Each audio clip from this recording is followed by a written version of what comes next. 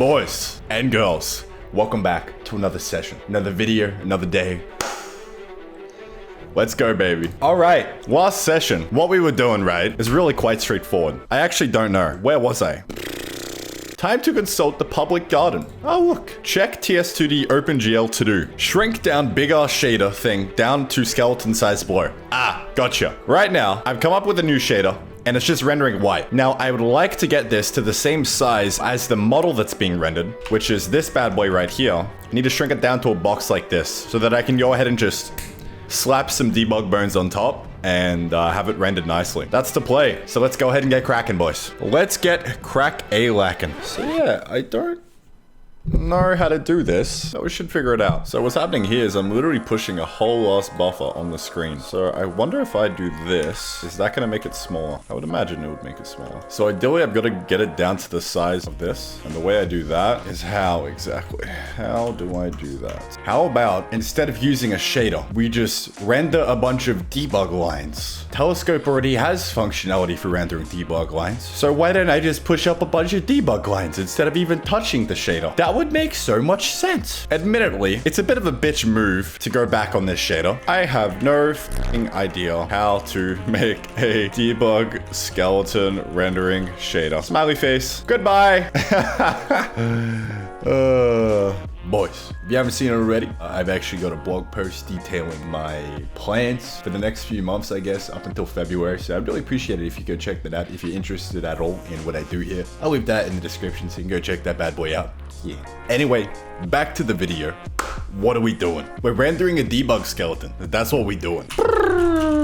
Wow, if only code could write itself. I'm thinking all I really need to do is just loop over all of the skelly bones and just one by one render them out. First things first, I actually need to figure out what space it's in. To do that, so we're gonna be using TS2D push line.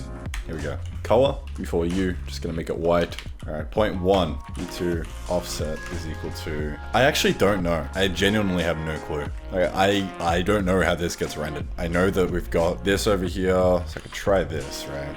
So we go offset, U2 add, U2 offset plus size. Like, I could try that. I know it's not gonna work, but at least this will give me a general idea of what I'm working with. So I have no idea what kind of space this is in. It looks like 100 down from there is kind of legit. In terms of actual size at the end of the day, I don't really know. How about we change a little sneaky variable called origin shift, eh? Let's do it. Origin shift. So this is gonna be equal to my mouse position. Platform mouse X. Is that going to compile? Yes, it will. And then mouse Y.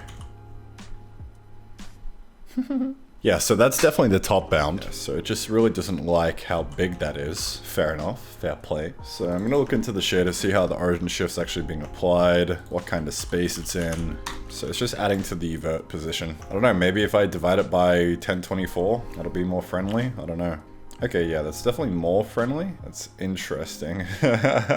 Woo! Okay, so that is right there, which is pretty much that. Now, I'd assume if we moved it far enough down as well, then that would work. This is so fucking messy, dude. This is very much the bounding blocks for it. Now, it's just a matter of trying to figure out how the hell, by default, with no origin shift, it gets like that. Also, I'd like to know how to apply the origin shift properly. Yeah, because just like that, it's basically just dead in the center. Right here, that is right in the center, which, you know, I guess that's cool. If it's dead in the center, then I can just go off of that and not even worry about the origin shift. So what I'm gonna do is try and get just that very, very bottom, like 0 point of where the model is being rendering right now. All right, so offset plus the size.x divided by 2, and then size.y divided by 2.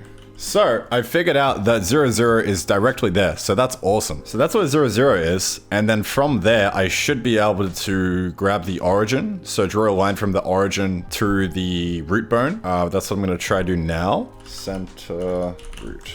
All right, so let's see what that looks like. That very much just has not done anything, because I think it needs to be multiplied by the size. So that could get it into just 1, 1. No, not quite. All right, so root, add v2.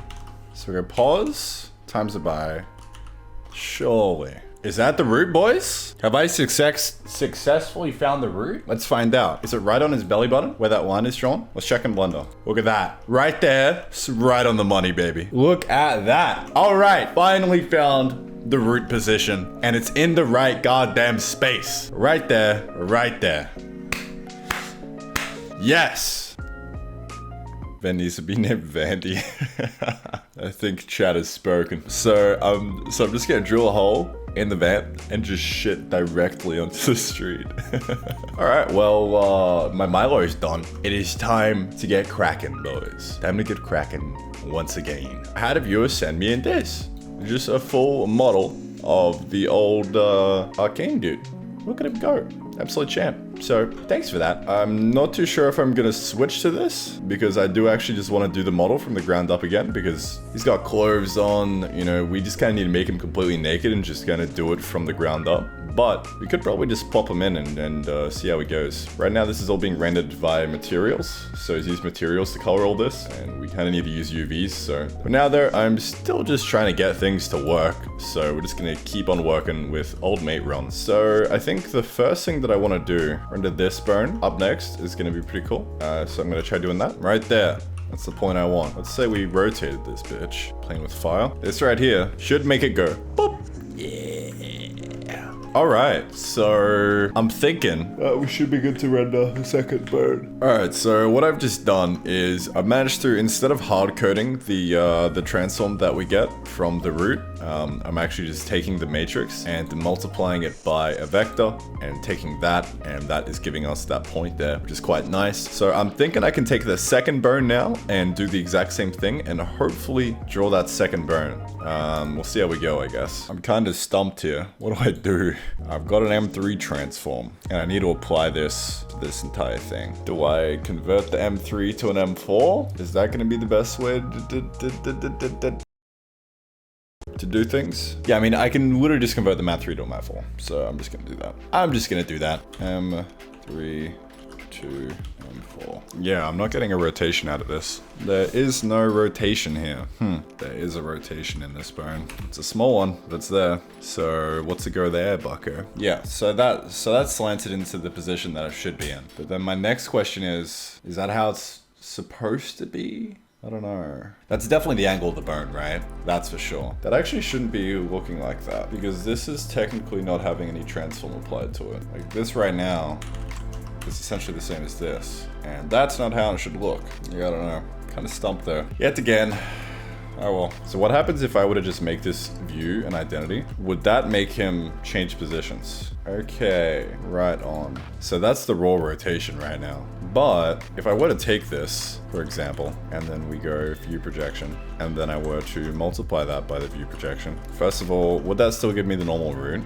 Yes, it does. Lovely. Second of all, if I then multiply this by the view projection, would that fix it? Oh, that feels good, dude. God damn, that is great. That is fucking sexy. Now, let's add in that little transform. I'm not too sure how well that's gonna work, but say we were to rotate it like this. Not quite, not quite. Slip around the order. Yes! Fuck yes. Hang on, hang on, hang on. Look at this. This is an epic moment. So, I'm rotating around the mouse. The burn that we are currently rendering at the moment is this burn, right here. We are rendering the line for the burn. It's all in the perfect space, I believe. Look at that.